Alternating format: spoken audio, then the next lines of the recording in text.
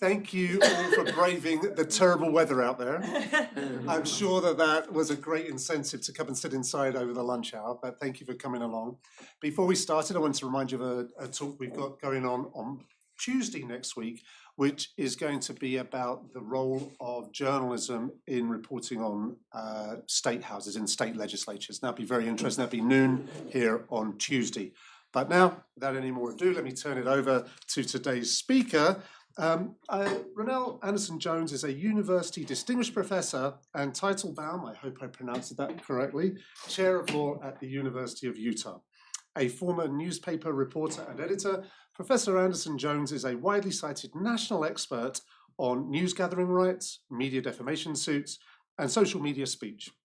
Her scholarly work has appeared in numerous books and peer-reviewed journals, and she's a frequent commentator and an op-ed writer for many media outlets, including MSNBC, the New York Times, the Washington Post, NPR. This is one of the longest lists I've had to read, by the way. The Guardian, CNN, the Wall Street Journal, Politico, and Slate, among others. And I don't know if many of you saw, I promised I wouldn't raise this story at all, but there was a pretty good story about the defamation case with Amber Heard and Johnny Depp that Professor Andersen Jones wrote. I had a look at this morning, it was very interesting. And she graduated first in her law school class and clerked for the Honourable William A. Fletcher on the Ninth Circuit Court of Appeals and for Justice Sandra Day O'Connor on the United States Supreme Court. So please join me in welcoming Professor Andersen Jones.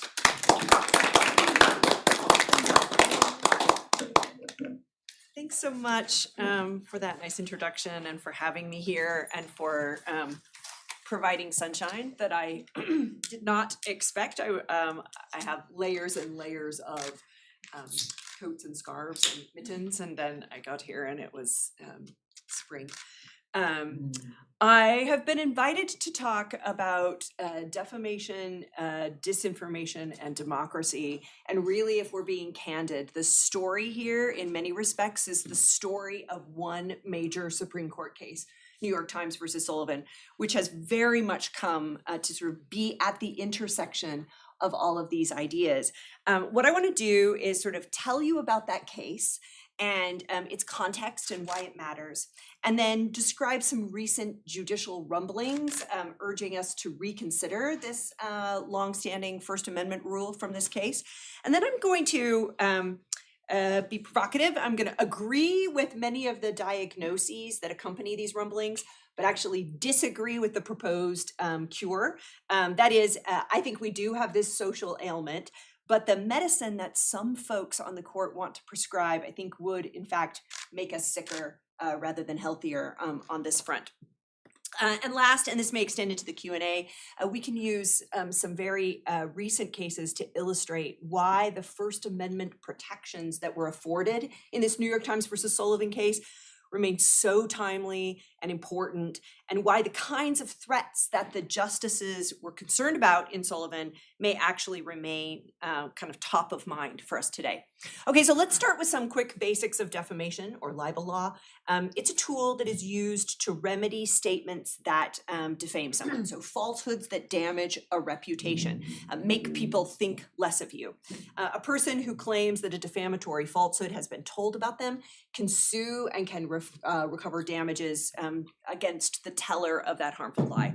But there's a really big tension that I'm sure that you can see here between our desire to protect reputations on the one hand, which is very real, and our desire to protect a vibrant culture for free speech, especially when the people who are suing are public figures or public officials, sort of powerful people who have, thrust themselves out into the limelight on purpose, asked us to talk about them, invited public discussion about them and their policies, and in loads of other ways have sort of made themselves the centerpiece of conversation and have really great tools of counter speech, opportunities to be able to correct any errors on their own rather than threatening news gatherers with lawsuits, ways that they can get the truth out there and correct errors without using this sort of blunt tool of a defamation suit.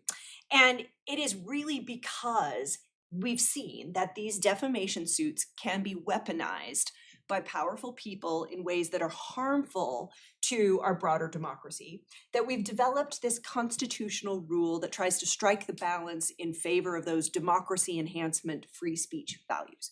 Okay, so how does Sullivan fit into all of this? In the 1960s, as the civil rights movement pressed across the Deep South, the story of that movement was really carried to a lot of Northern audiences by a handful of prominent Northern newspapers, especially the New York Times. And this case arose out of a full-page editorial advertisement that the Times published, which criticized the really, truly terrible ways that the police had been using violence and illegal tactics to try to quell what were really peaceful protests in Montgomery, Alabama. The basic thrust of the charges that were contained in this ad in the New York Times were totally true, right? The police were brutalizing people and behaving unconscionably, but the ad contained some truly minor factual errors, right? We're talking tiny wrong statements, like that the song that the protesters sang was "My Country 'Tis of Thee" when it was really the Star Spangled Banner, or like slight errors in the number of times that Martin Luther King Jr. had been arrested. So L.B. Sullivan was the Montgomery Police Commissioner, and he went in and said, look, falsity, and sued for defamation. And Alabama law at the time made it extraordinarily easy to do so.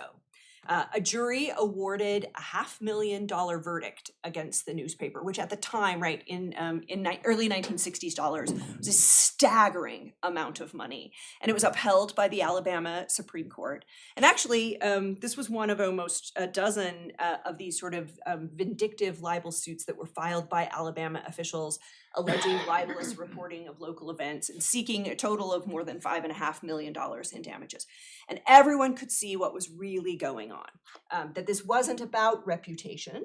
And in fact, although it's terrible to say so, reports that Sullivan, right, dealt harshly with civil rights protesters probably made him more popular rather than less at the time. So instead, they were a clear effort to wield defamation law as a silencing mechanism, to punish the paper for its coverage, to make it too scary for them to be out there risking huge damage awards for tiny errors, and it worked. The newspaper pulled its correspondents out of the state for a full year in the midst of this major historical moment, out of actual fear that they would be literally bankrupted if they stayed. Okay, so the Supreme Court takes up this case. The Times takes it all the way to the Supreme Court, and a unanimous court at the United States Supreme Court casts this case as living at the intersection of democratic self-governance and free speech. And it held that the Constitution has something important to say about this issue of defamation liability. The First Amendment, the court said, prevents a public official from recovering damages for defamatory falsehood relating to his official conduct unless he proves that the statement was made with, and this is their term, actual malice. That is, with knowledge that it was false or with reckless disregard of whether it was false or not.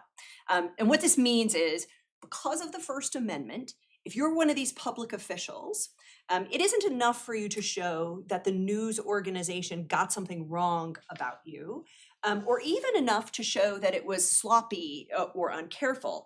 You have to prove that they themselves knew that it wasn't true, and they moved ahead with it anyway. This is a deliberately really high bar, a demanding standard. And the court said it operates against the background of a profound national commitment to the principle that debate on public issues should be, this is their famous language, uninhibited, robust, and wide open.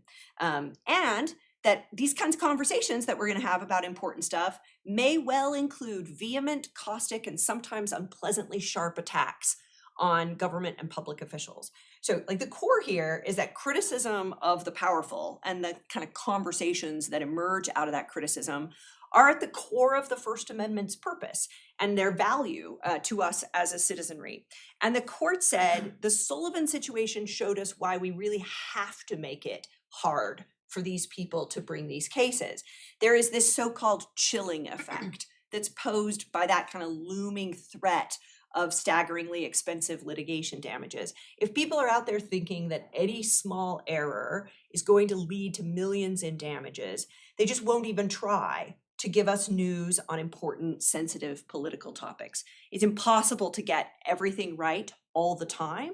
In fact, in the language of the court, some false statements are, this is their language, inevitable in free debate. We just have to live with them, like as a way of ensuring that the true statements have breathing space that they need to survive.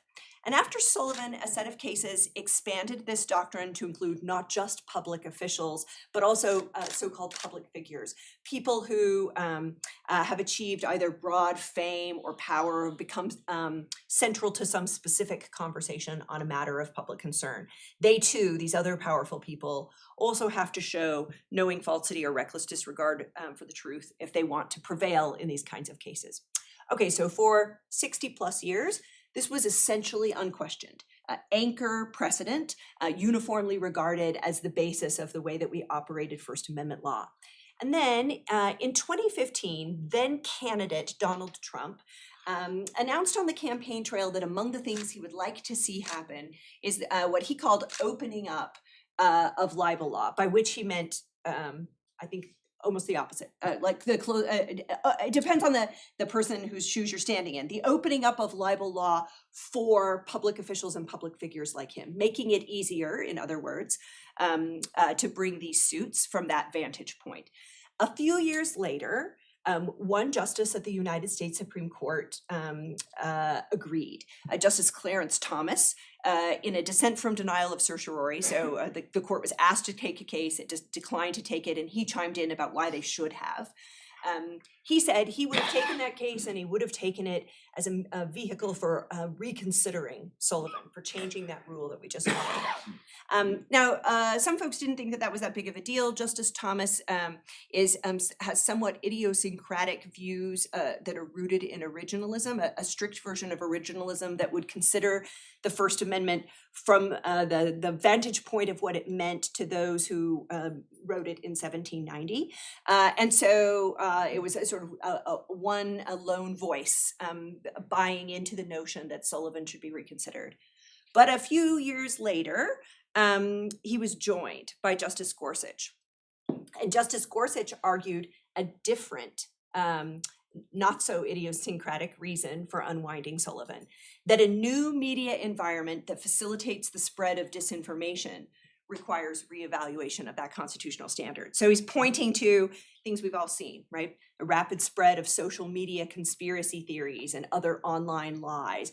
He suggested that the deck seems stacked in favor of those who can disseminate the most sensational information as efficiently as possible without any particular concern for the truth. And he suggested that the justification undergirding the Sullivan standard might have less force in this new world where there are fewer safeguards to deter the dissemination of defamatory falsehoods. That falsehood and rumor now regularly dominate truth. So basically what we have here are some concerns about the way that the modern social media technology amplifies untruth, and the way that conspiracy theories and propaganda can outpace truthful information. And today, the justice's thinking is, like, the best way maybe to curb these viral coordinated falsehoods is to make it easier to bring defamatory actions. That is, getting rid of the Sullivan rule, in his view, might serve anti-disinformation, pro-democracy goals. Okay, but here's the thing. While Justice Gorsuch is surely right as to that problem, he may be quite mistaken that getting rid of our protective Sullivan standard will solve it. Yes, for sure, rampant social media disinformation poses a grave risk to our political and social stability.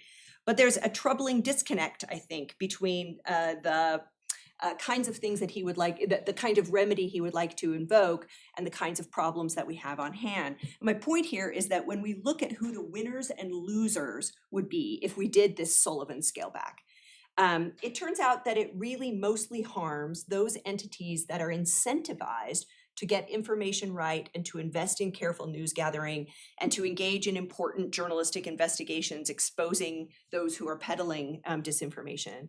And at this moment of declining newsroom and press litigation resources and this kind of increased willingness of public people to weaponize disinformation, or rather weaponize defamation as a tool for silencing or deterring critics, I really think that the risk of self-censorship that was kind of voiced by the unanimous Sullivan court are especially grave. Okay, so let me play out both pieces of my argument for you. As a starting point, as I said, for a slew of reasons, making it easier for powerful people to bring these defamation lawsuits probably isn't going to make a major difference in the specific problem that Justice Gorsuch is worried about. First, most of the sort of most problematic of the disinformation that's at the core of the crisis that troubles him is actually not itself defamation. These are lies, to be sure, but they aren't defamatory lies. They aren't lies that hurt any one person's reputation, which is what you have to have a defamation case. So saying something like the election was stolen, or COVID makes your bones glow, or conversely, right, COVID wasn't produced in a lab in China, right? Any of these sorts of things that you might think of as a viral falsehood. But it doesn't target any one person. So nobody could bring a defamation suit to correct it, even if they could show that it was false. Now, occasionally, of course, the two overlap. For example, if the disinformation isn't just a generic lie that an election was stolen, but instead a lie about a particular postmaster backdating mail-in ballots, or a particular election worker or set of election workers that they were tampering with votes when it wasn't true, or a particular voting machine company rigging an outcome when that wasn't true. We've seen all of these cases brought in recent years, but there's no reason to believe that sort of disinformation or societally harmful lies as a wider phenomenon are necessarily going to serve themselves up in a way that merits a defamation claim. In fact, the people who peddle these are now quite careful to be sure that they don't. Second, if what the justices are saying is that they're sort of panicked about people just sort of totally inventing lies for politics or profit, just spreading deliberate conspiracy theories that they made up, we actually don't need to adjust Sullivan to take care of that. Remember that although Sullivan makes it very hard for these suits to be brought, it doesn't bar them. And the situation where it says these lawsuits are just fine and can move forward and are justified is where there is knowing falsity. Something that someone made up on purpose and knew was a lie but said it anyway is still going to be something that we can litigate. Keeping the Sullivan protection as it is, we can probably still fight these situations. And if you'd like, we can talk some more in Q&A about, for example, the Alex Jones defamation case that was brought by the Sandy Hook parents, or the Smartmatic and Dominion cases that were brought against Fox and Newsmax and OAN, to play out this some more and see the tensions at the outer edge of it. Third, as a practical matter, the online social media mobs that are disseminating some of these lies that are really of the most concern, seemingly, to Justice Gorsuch, are not even natural targets for defamation suits, because there are so many communicators in the amplification process, and because so many of them may be anonymous. Some of them may be bots. Some of them are real people, but they're not attractive targets for defamation suits because they have no money, right? They don't have any assets. And the social media platforms themselves are statutorily immune from defamation suits under Section 230 of the Communications Decency Act. So because of a very specific decision by Congress, you can't sue Facebook or X or any social media platform for the lie that their user told on the platform. And you won't, as I said, have any real incentive to sue the user unless the user is Joe Moneybags, because they often won't have any money to pay for it. All of this is just to say that the adjustment to Sullivan that Justice Gorsuch has floated as an anti-disinformation, pro-democracy tool is unlikely to be effective in many of the key targets that he seems to have in mind. It's not going to make much of a difference in a lot of those rampant social media lie cases. But, and this is the second part of my argument, in the places where unwinding Sullivan protections would make a difference, it's going to make a really harmful difference. That is, it's not just a bad idea to unwind Sullivan because it fails to do something better for our democracy. It would actually do something actively worse for our democracy. Because who is the actual likely target of these new, easier lawsuits? News organizations, which carry libel insurance and have more assets and are sometimes owned by powerful parent corporations and are much, much more susceptible to the kind of situation that Sullivan squarely addresses, like defamation suits that are used by the powerful to intimidate and silence critics in the public sphere. And this strikes me as a deeply weird thing to hope for if preserving democracy is our goal. Performers of the press function are among the rare remaining information producers who have information production models that center on building trust and maintaining professional standards and serving as a watchdog with an accountability mission. Now, we can quibble about the quality and consistency and trustworthiness of their work. And in much of my other scholarship, I've been a significant critic of much of it from outlets with both a liberal and a conservative bent. But it remains the case that even in a time of much more partisan news, news organizations are structurally geared toward avoiding lies and also toward combating the spread of disinformation with good journalism. And the press includes investigative work that actually exposes some of these disinformation problems that Justice Gorsuch thinks exists. So we would still have this same Sullivan concern, really, about making it too easy for the powerful public officials to bring a suit that inflicts real harm on the media and the broader space that we need to have for public discussion. And we might still have the suspicion that powerful people might be bringing these cases to silence dissent and scare the press out of any criticism of them, rather than to remedy any real reputational harm. In fact, this exact concern has been raised again by a lot of scholars and commentators and media lawyers in just the last couple of months. You might have seen a number of these cases in the headlines in response to this sort of flood of suits, some structured as defamation actions and some deliberately structured as other forms of civil actions to try to get around Sullivan, which we can also discuss some more if you'd like. My point is that this may well be the worst possible moment to strip the core protections for those people who are performing the press functions. Organizations that are working actively to correct societally harmful lies with real news gathering efforts are, as I think you're going to discuss some more in your series, already seriously struggling. Successive technological and economic assaults have destroyed really the previous for-profit business model that sustained local journalism in this country for 2 centuries.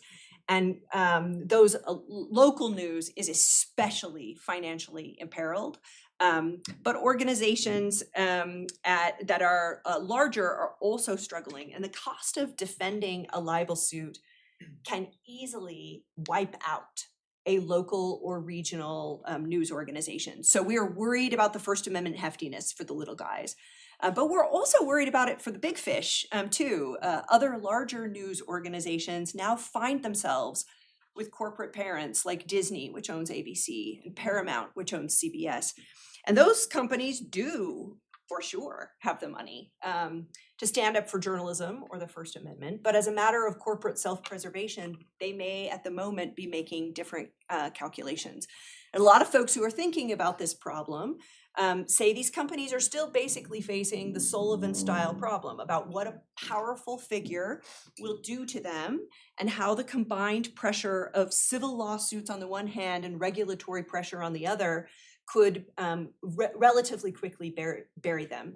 For example, these are companies that are all kind of out there thinking about future mergers that they need to have approved by agencies in the federal government, antitrust actions that could be brought against them, future TV licenses that they need removed.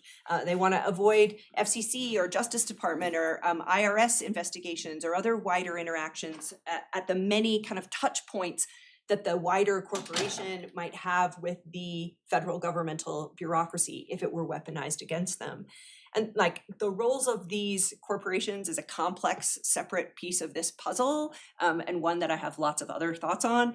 But the piece that remains interesting to me in my work on defamation and democracy is this argument that it amounts to exactly the same concern that the unanimous court in Sullivan was worried about, right? That freedom of speech and press might not be exercised purely because the press speaker would be unable to risk the financial consequences and felt bullied into burying important news. Let me, as we conclude, just give you one example. We can talk about others in the Q&A if you want that are recent. Last year, Donald Trump sued anchor George Stephanopoulos and ABC, which is owned by the Walt Disney Company, for defamation, after the anchor claimed during an interview with Representative Nancy Mace that Trump had been found, quote, liable for rape, which was a misstatement of the verdicts in the lawsuit that E. Jean Carroll had brought and won against Trump. What had actually happened in the Carroll case that Stephanopoulos was referencing was that a Manhattan jury had found Trump sexually abused and defamed Carroll, but that it had stopped short of finding that he had committed rape, which she had accused him of doing. But in the settlement, ABC News agreed to pay $15 million as a contribution to the Presidential Foundation and Museum, and $1 million in addition to that in attorney's fees, and to issue a statement of regret in an editor's note in the segment. And lots of people in the media law space that I follow closely wondered why ABC would possibly do this, given everything that we've just said about how very hard the Sullivan First Amendment doctrine makes it for public officials to win these kinds of suits. Like, why give up and settle when things are so heavily weighed in your favor? And it's true that there were some very obvious arguments that ABC was expected to make at trial. If this had moved ahead to a jury, Trump would have borne the burden of proving both that what was said about him on the ABC program was defamatory, that is, that people would think meaningfully less well of someone reputationally for being an adjudicated committer of rape than for being an adjudicated committer of some other form of sexual assault. And he also would have borne the burden of proving that what was said about him was legally false. That is, that there was some material difference between what was said and what the truth was. And that the anchor hadn't just been using sort of a colloquial meaning of that term rather than the specific definition of it under New York code. And we can imagine all sorts of arguments that the news organization that was really leaning into a defense would have made in such a case. Trump had made clear that his legal team was going to point to the fact that the anchor's on-air statements didn't seem to be colloquial in some of their usages. Like he had said, 2 separate juries have found him liable for rape, which starts to make reference to the jury form, and the jury form itself had ticked no, right, on the legal definition of rape. So we can see the tensions, the places that the arguments would have played out. But still, in an earlier era, I do think it is quite safe to say, everyone I have spoken with at every media law conference that I have been to in the last 2 months says, right, in the past, a news outlet would have pushed hard on these fronts, would have argued that the plaintiff had failed to meet all of those burdens. And it absolutely would have made the kind of Sullivan argument that I've been playing out for you today, that the First Amendment values at stake in a case like this, involving a clear public official on immense matters of public concern, require as a constitutional matter that there be great barriers to these suits, and that they not be easy to be wielded as weapons against disfavored media. But the pressures from powerful people on media companies are now even greater, so great that some of these suits of these kinds are settling and leading to payouts even in cases where these protections are at place. Part of the problem is that we don't know what the underlying facts might have been. We don't know what kinds of things they might have found in discovery, what sort of smoking gun might have existed that nudged. Bad facts often lead to settlements.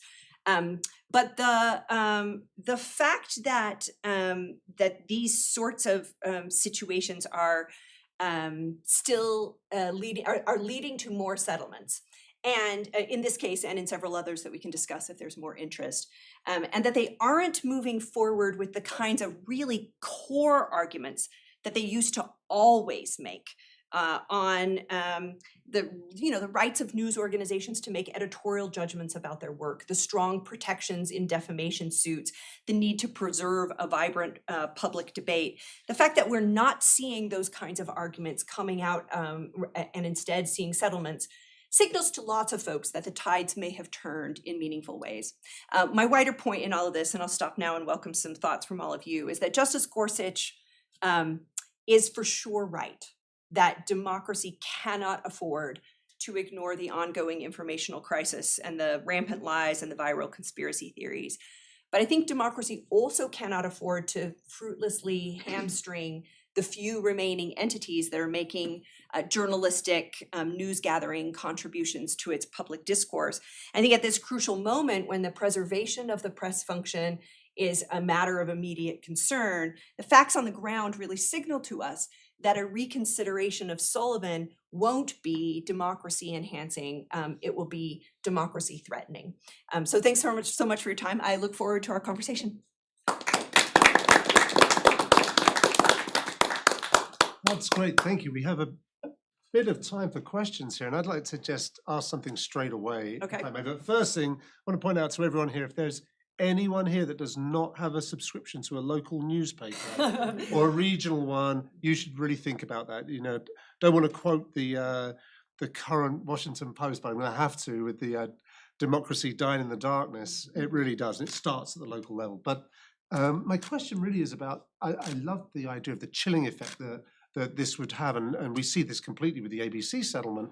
But I'm wondering if you could talk a little bit about the other side of that, which is where the ignoring of the facts that might be defamatory and going ahead with it. I'm thinking specifically of Fox here and the Dominion case.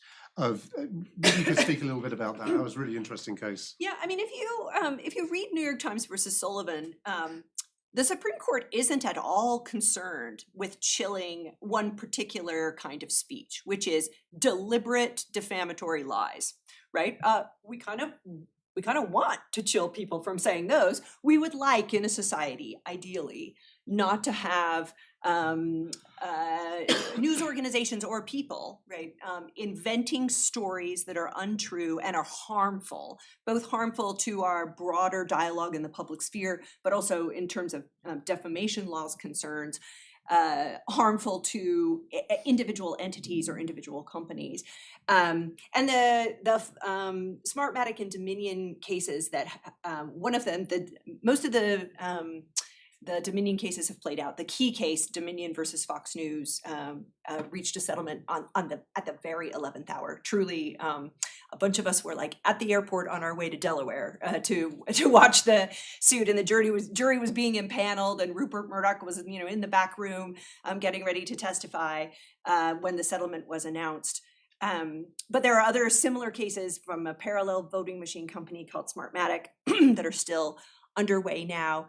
The core fight in those cases, for those of you who aren't familiar, was that in the immediate aftermath of the 2020 election, there were some news outlets that were a little further to the right of Fox News in terms of their audience base that started to have people on that were advancing stories about voting machine companies rigging the election in favor of Joe Biden and against Donald Trump.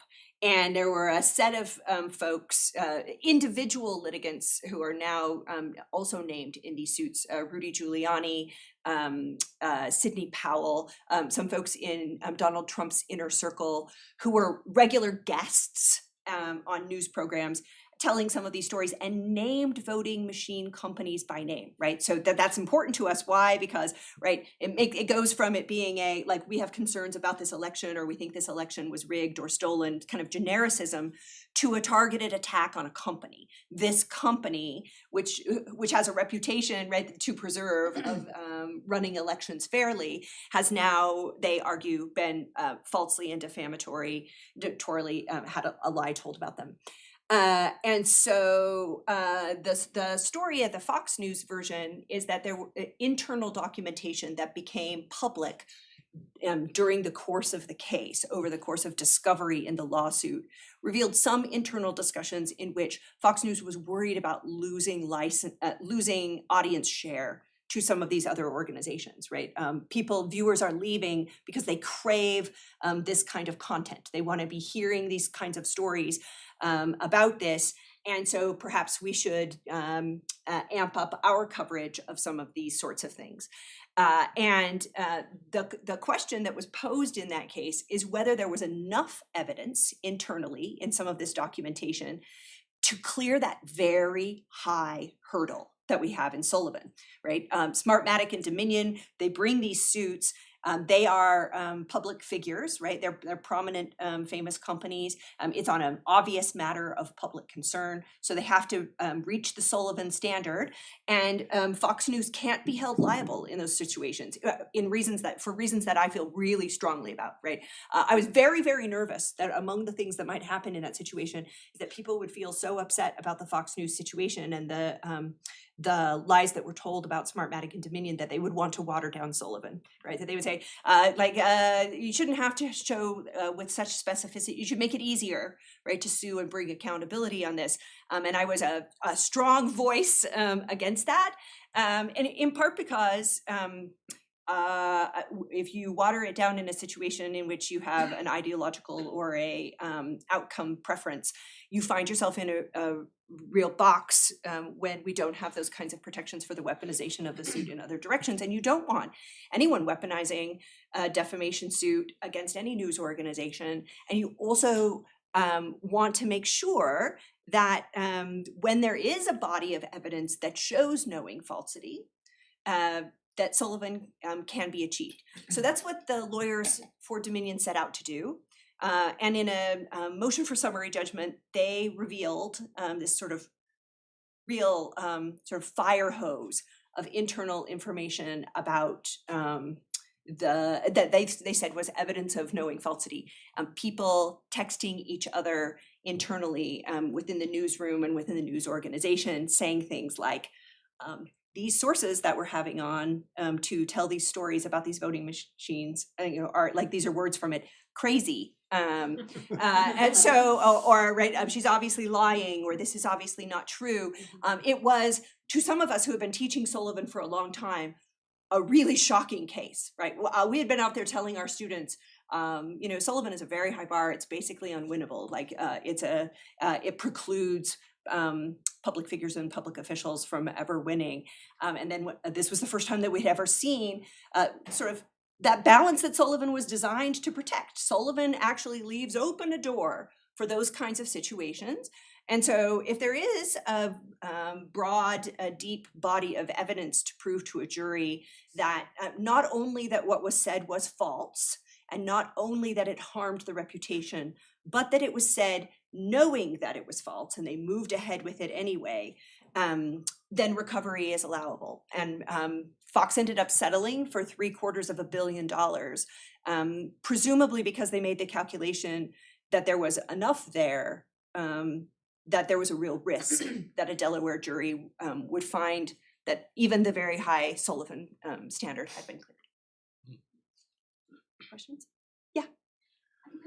I don't have a certain question, but I just want to know your thoughts on the Depp versus Amber Heard case, because I started like tuning out because I thought I like kind of noticed it was like becoming like misogynistic attack on Amber Heard, and I just was like, this is not something I'm into. So I just wanted to know, like, it's kind of vague, but like your thoughts on the case. Yes, no, I had lots of thoughts on the case at the time that it was happening.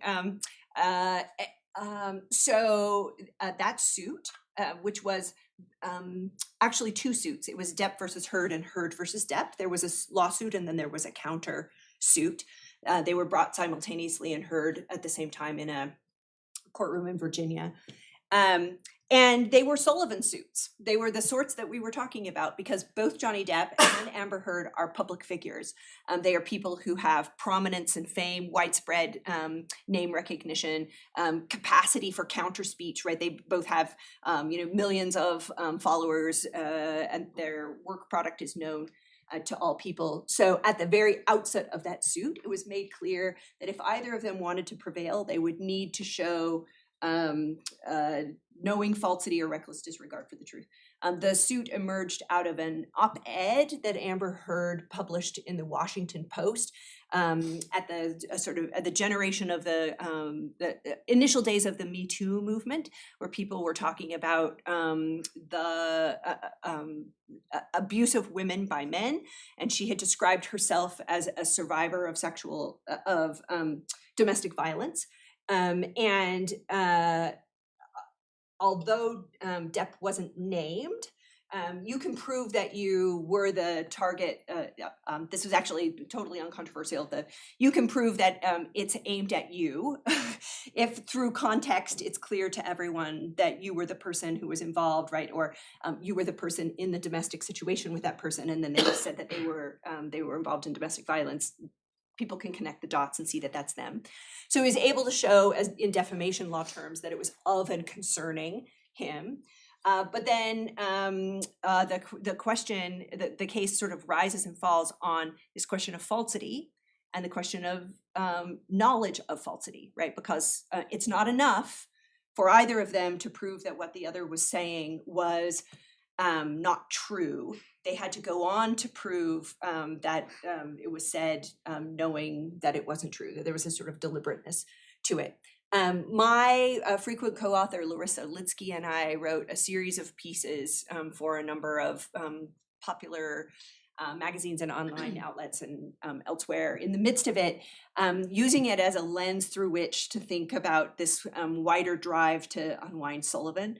The notion to us that Justice Gorsuch and others think that lowering the barrier, making it easier for more and more of these suits to be brought by powerful people, will somehow tackle the problem of disinformation, strikes us as pretty laughable if we use this as an example. Because one of the things that we noted was that this was an instance in which the very fact of a defamation suit was actually used to compound and in an effort to sort of spur additional disinformation.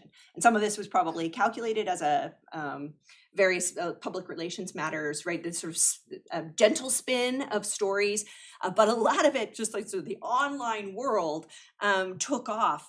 We found that there were a lot of Instagram pages and YouTube channels that had been devoted to other content that actually pivoted to become entirely devoted to thinking about this trial and the facts of this trial, and to a lot of disinformation related to the parties in this trial, and to, in particular, vilifying one party in this trial.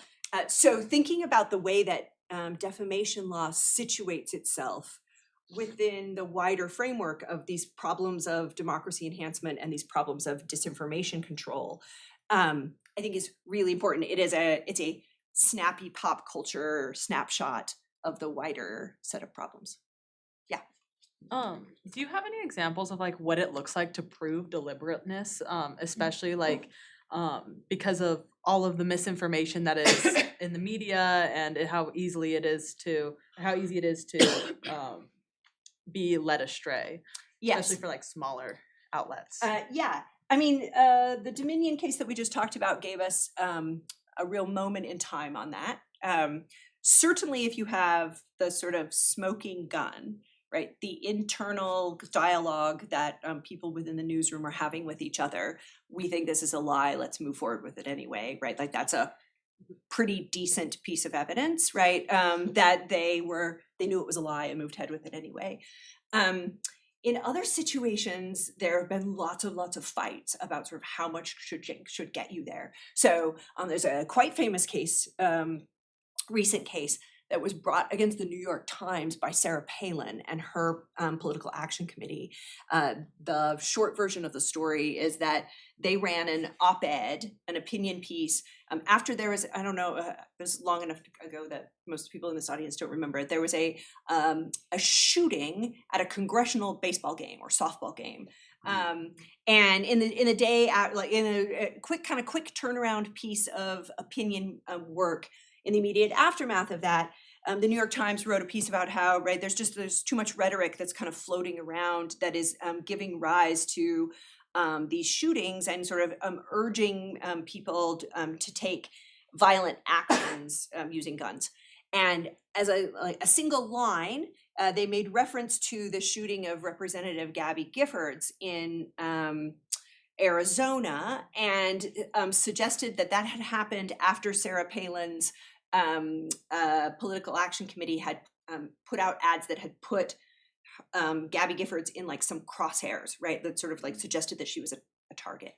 Okay, so and the New York Times had suggested that there had been found to be a direct link between something that Palin's PAC had done and the shooting itself, which was not the case. Although the Times said that what it meant to do was just sort of speak more generally about how a climate of violent rhetoric leads to violent actions.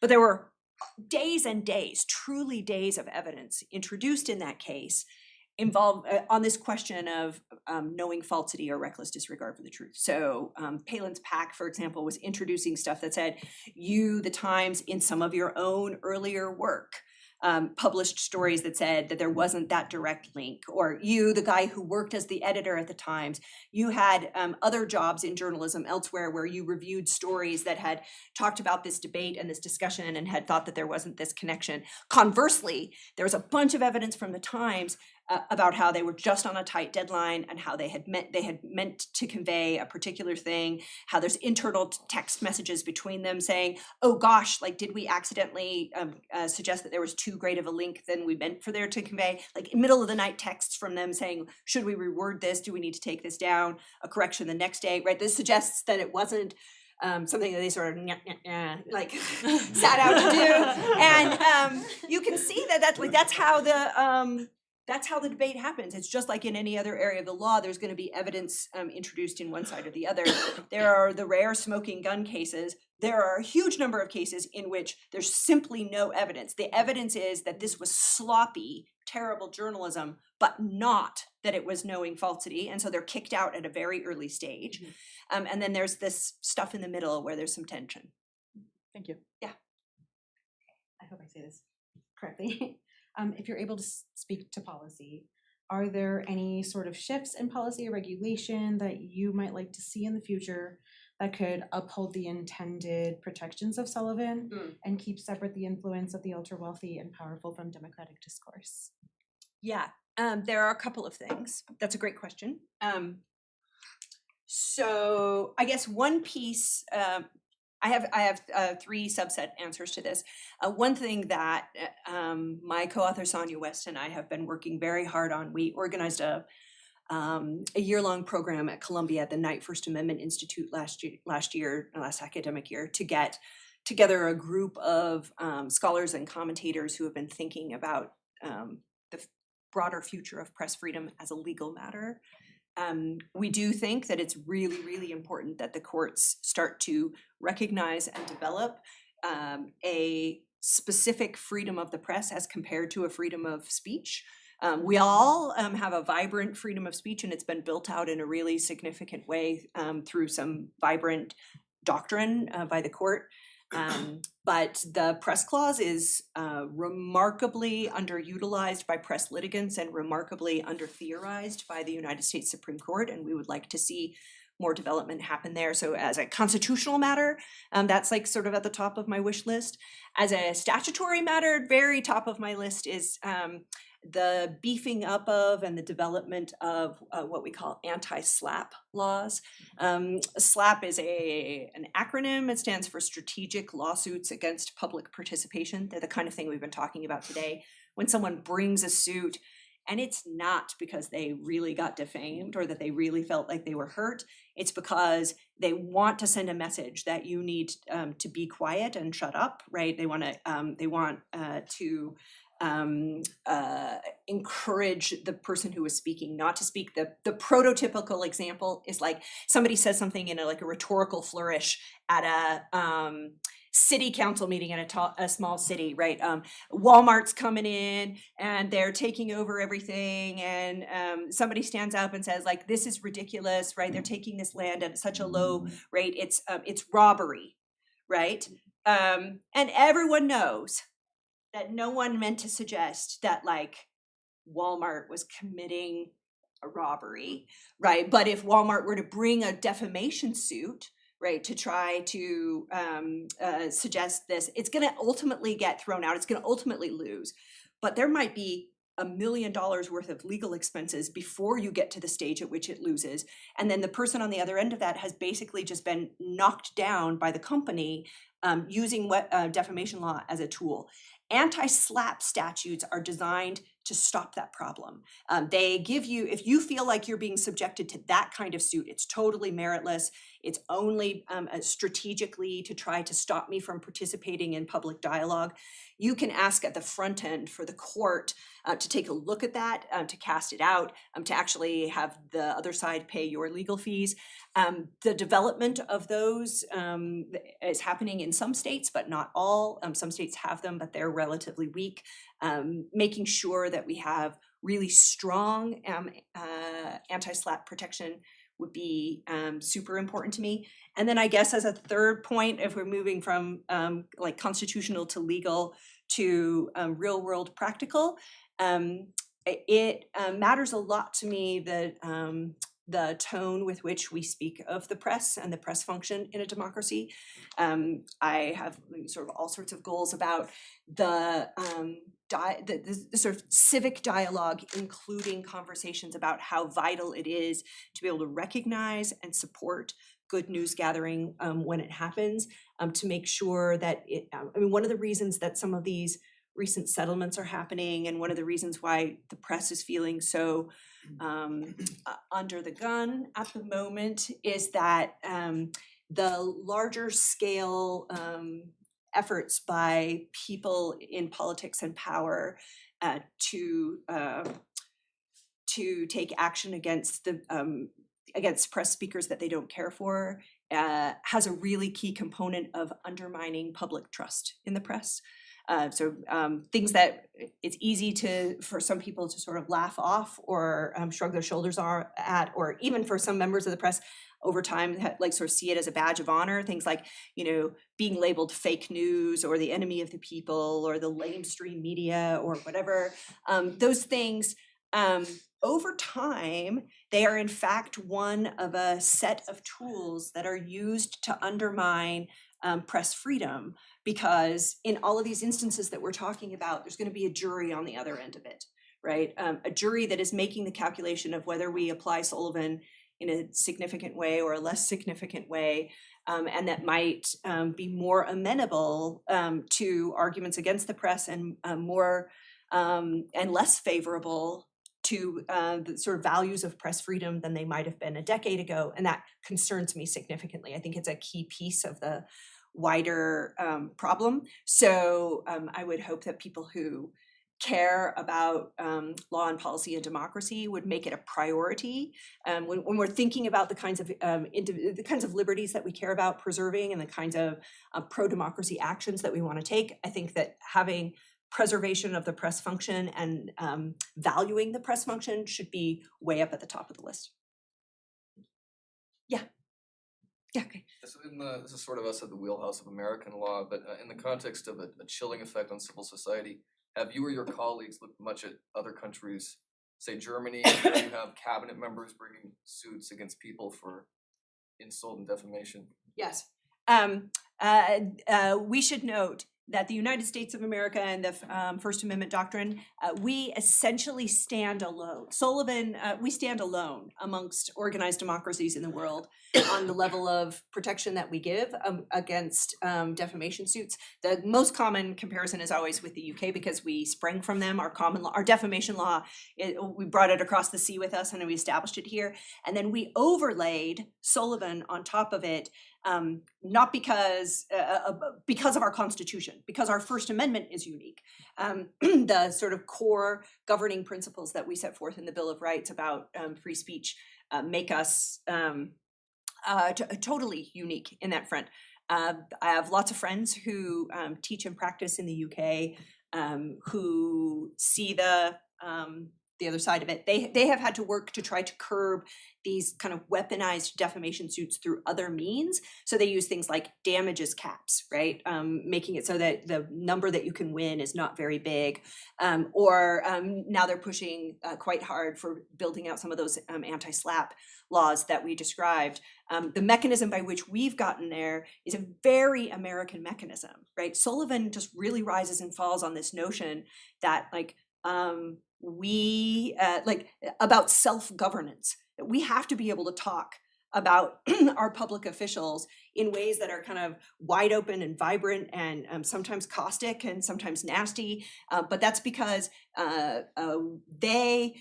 are the sovereigns in America. Like the people are the sovereigns, and the public officials work for us in comparison to us being the subjects of a sovereign. And that notion, I think, is quite unique to the Sullivan Doctrine. And it also means that some of that international law that you're describing may well come to the forefront. If Sullivan ever is directly challenged at the court, my guess is that one of the arguments that will be made by people who want to get rid of it is that we're outliers and that we shouldn't be outliers anymore. I think we've got time for one last question. Yeah, a while ago, Oprah Winfrey made some offhand comment about burgers. Oh, yes. Caused a drop in beef sales. And then I understood that the Texas industry took her to court and basically got some sort of ruling about you can't impugn the integrity of a food group. Yes, it turns out that like lots of organizations have reputational, yes, this was sort of like defaming beef. Yeah. Beef, a person in defamation. How is Yes. a food group? Yes. No. So, another example of this, of course, are the cases that we've just been talking about. ABC is not a person, right? And Smartmatic and Dominion are not people. You can be defamed either as an individual, or you can be defamed as a business. And in fact, the court has long since recognized that businesses and industries, the kind of harm that they might experience reputationally in terms of like cashing out is actually more demonstrable. Like it was quite easy for Smartmatic and Dominion to come in and say, like, we used to have all of these contracts for these voting machines for all of these elections, and then you besmirched us and like sort of thrust us into fame, or I guess infamy, right, for making us famous as people who rigged elections, and now we don't get these. That's clear evidence of reputational harm. The court hasn't limited defamation to being individual harm. It's applied it to industries and to corporations and to broader groups of people, as long as they can show the core elements that we described. Unfortunately, we are out of time. Please join me in thanking Professor Andersen Jones.